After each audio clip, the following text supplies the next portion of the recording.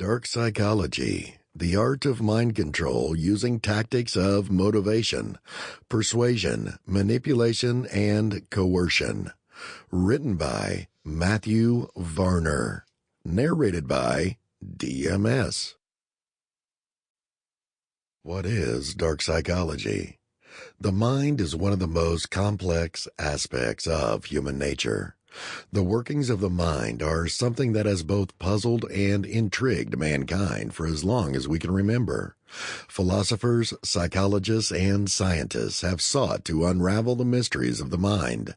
It is a generally held belief that the human mind influences our behavior and actions. So a lot of research work has gone into understanding the mental process that a person undergoes before taking action, whether good or bad.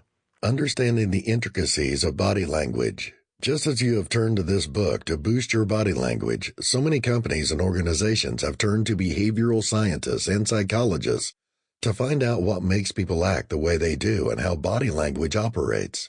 So let's attempt to use their results to some extent and start with a very easy query. What is body language? Body language is the way we interact with our bodies in a non-verbal manner.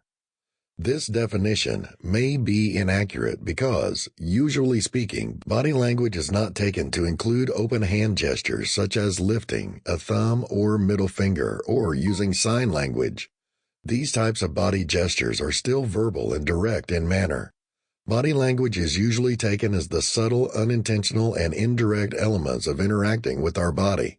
Even a thumbs up can be taken as sarcastic due to the correct grin. In reality, in the same sphere as body language, even some verbal communication is considered because how we say things is just as essential as what we do. Here, of course, there is a middle ground. Pointing your finger is a direct form of interaction, but it can also be involuntary, and finding out what our hands are doing is certainly essential to mastering the language of the body. Body language is reading our eye movements, posture, facial expressions, and how we move around to determine how to interpret what we say, and sometimes, when we don't speak, to interpret what an individual might think or feel. It's okay not to be nervous at an interview in your speech, but if you're shaking like you're having an earthquake, individuals will know you're putting it on and nerves will show. The issue of whether body language is deliberate or unintended is a very hard question to answer. There are only a few rare occasions to ruminate and observe what's happening. Sample complete. Ready to continue?